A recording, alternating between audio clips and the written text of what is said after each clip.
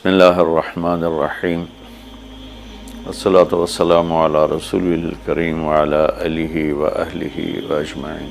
معزز سامعین، میرے محترم بھائی بہن، دوست احباب، بچے بچیاں، تمام اہل ایمان کو میری طرف سے سلام ہو۔ ہمارا نیا سال تو ہجری کے اعتبار سے ہوتا ہے تو وہ محرم ہو گیا ہے۔ ہر آنے والا سال ہماری زندگی کا بہت بڑا حصہ ہم سے چھین کے لے جاتا ہے اور ہم بے بس ہو کر اسے دیکھتے ہی رہ جاتے ہیں۔ دنیا کی ہر چیز پر ہم نے اپنے پہرے بٹھائے ہوئے ہیں، لیکن وقت اور زندگی جو سب سے قیمتی سرمایہ ہے، روزانہ ہم سے گردش دوران، سورج اور چاند کی گردش، دن اور رات کا ہیر اور پھیر کہ ہماری زندگی ہم سے چراتا چلا جاتا ہے۔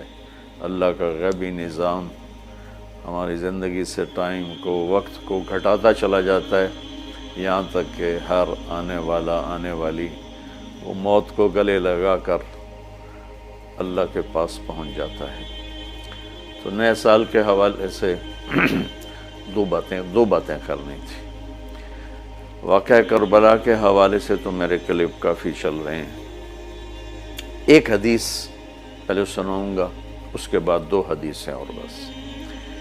میرے نبی نے ارشاد فرمایا کہ علموا اولادکم القرآن و محبتی و محبت اہل بیتی او کما قال۔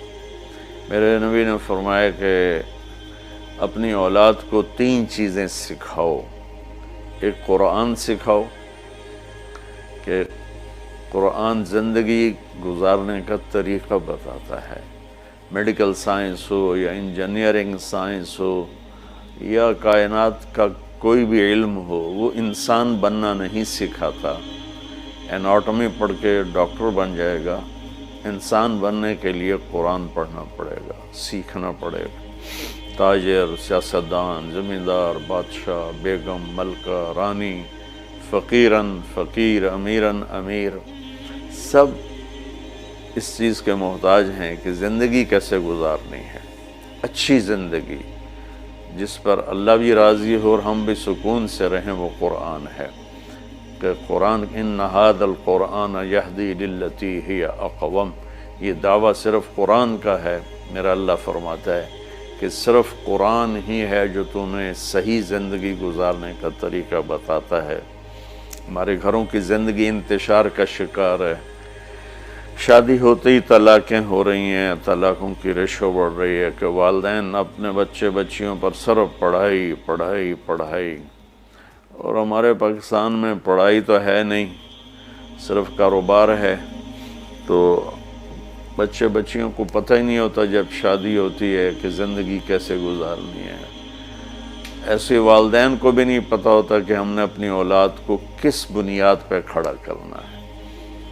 تو قرآن وہ زندگی بتاتا ہے جس پر چل کر ہر بڑا چھوٹا، بڑی چھوٹی خوشگوار زندگی گزار سکتے ہیں۔ تو آپ نے فرمایا کہ اپنی اولاد کو قرآن سکھاؤ۔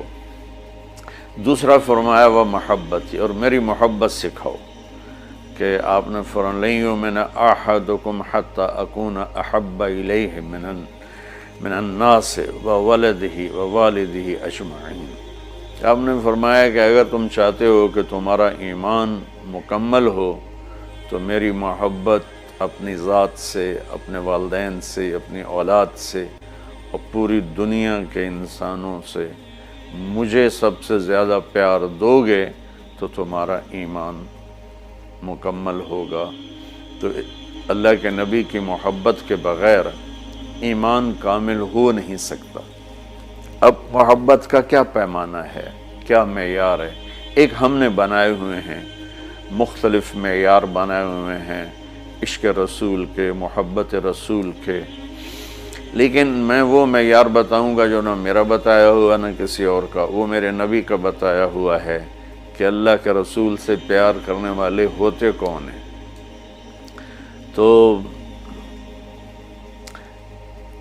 آپ وضو فرما رہے تھے صحابہ آپ کے وضو کا پانی نیچے سے یوں بک بھر بھر کے کوئی پی رہا ہے، کوئی منہ تے لا رہا ہے، کوئی ہتھاں تے، کوئی سینے تے۔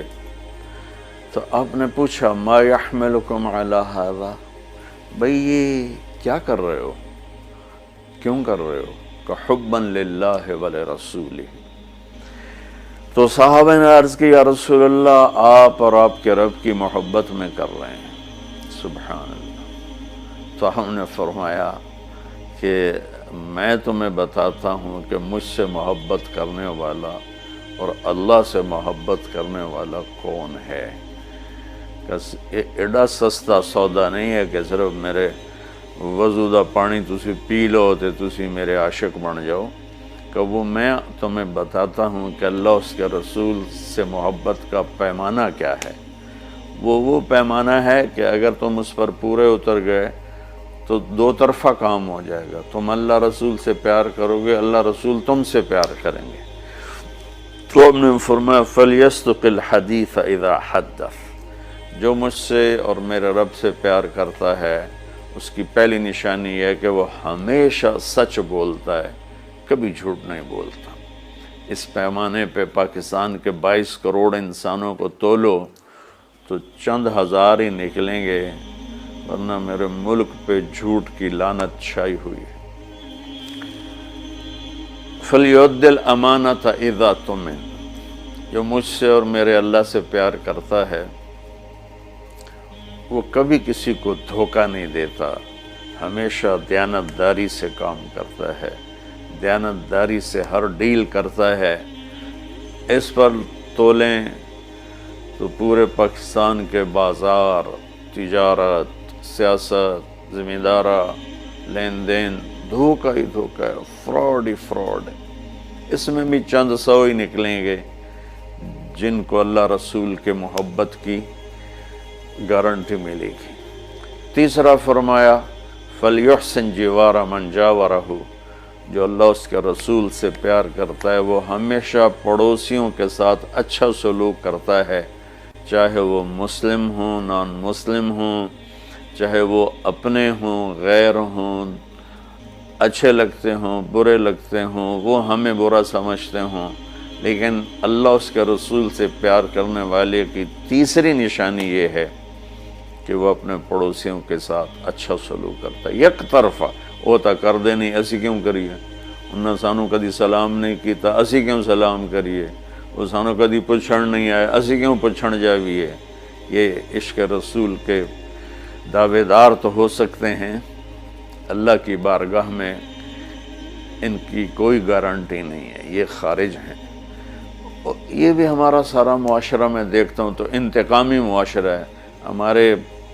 ہمارے علاقے کی مثال ہے جی، قدمہ دے قدم ہون دن، کیا مطلب کہ جو ہمیں پوچھنے آئے گا ہم بھی پوچھنے جائیں گے، جو ہمیں سلام کرے گا ہم بھی سلام کریں گے، جو نہیں کرے گا تو ایسا کیوں کریے۔ یہ میرے ملک کے اخلاق یہ ہیں، اور میرے نبی فرما رہے ہیں کہ مجھ سے محبت کی تیسری نشانی یہ ہے کہ وہ یک طرفہ ہو کر اپنے پڑوسیوں کے ساتھ اچھا سلوک کرتا ہے۔ تو اس حوالے سے نیا سال شروع ہو رہا ہے، ہم قرآن سیکھیں، اللہ کے نبی کی محبت سیکھیں۔ تیسری چیز فرمائی وَمَحَبَّتَ أَهْلِ بَيْتِ، اور اپنی اولاد کو میرے اہل بیت کی محبت سکھاؤ۔ سبحان اللہ، اس کے بغیر نہ ایمان مکمل ہے، نہ زندگی مکمل ہے، نہ راستہ طے ہوگا۔ کہ آپ نے فرمایا غدیر خم کے موقع پر جب آپ حج سے واپس تشریف لا رہے تھے کہ میں تم میں دو بڑی بھاری چیزیں چھوڑ کے جا رہا ہوں، اگر ان کو مضبوطی سے پکڑ کے رکھو گے تو کبھی گمراہ نہیں ہوگے اور مجھ سے عامل ہوگے۔ خلاصہ کے طور پر ایک میری کتاب اور ایک میرے اہل بیت۔ تو ہم نے قرآن کے ساتھ بھی ناانصافی کی ہے اور اہل بیت کے ساتھ بھی ناانصافی کی ہے۔ درد سے کہہ رہا ہوں یہ بات، میں فرقہ واریت سے بالا تر ہو کر یہ بات کر رہا ہوں کہ ہمیں اگر ان کے گھرانے سے پیار نہیں ہے تو وہ کیا ایمان ہے اور کیسا ایمان ہے۔ تو اللہ اس کے رسول نے جو محبت کی نشانی بتائی ہے وہ بھی میں نے بتا دی، اور جو اللہ کے نبی فرما رہے ہیں کہ 3 کام اپنی اولاد کو سکھاؤ: قرآن، میری محبت، میرے اہل بیت کی محبت۔ تو آؤ بھائی ہم اپنے ملک کے لیے بھی ایک اچھے پاکستانی بنیں، سچ بول کے، دیانتداری، محبت، ایثار، وفا، صحیح تولنا، صحیح بولنا، اور ماں باپ کی خدمت، بیوی کے ساتھ اچھا سلوک، اولاد کے ساتھ محبت، یہ سارے وہ چیپٹر ہیں جو اس وقت بالکل ادھورے پڑے ہوئے ہیں۔ اور صرف نماز پڑھ لینا اور حج عمرے پہ زور لگا دینا بہت اچھی بات ہے، میں کسی نیکی کی قدر نہیں گھٹانا چاہتا، لیکن اور بھی دکھ ہیں زمانے میں محبت کے سوا، راحتیں اور بھی ہیں وصل کی راحت کے سوا۔ اسلام تو ایک زندگی ہے، یہ تو چند مختصر عبادات پوری زندگی پر تو نہیں ہے نا۔ اس لیے میری فریاد سنو اللہ کے واسطے، علماء سے بھی کہتا ہوں، خطیبوں سے بھی کہتا ہوں، اپنا مسلک پیش نہ کرو، اسلام پیش کرو۔ اسلام ایسی خوبصورت زندگی ہے کہ اس کا خریدار آپ کو ہر انسان بنے گا۔ آپ سن لیں گے تو آپ کا احسان ہوگا، اب کر لیں گے تو آپ کی دنیا بھی بنے گی، آخرت بھی بنے گی، ورنہ فقیرانہ آئے صدا کر چلے، میاں خوش رہو ہم دعا کر چلے۔ وہ جو گیت تم نے سنا نہیں، میری عمر بھر کا ریاض تھا، میرے درد کی تھی وہ داستاں جسے تم ہنسی میں اڑا گئے۔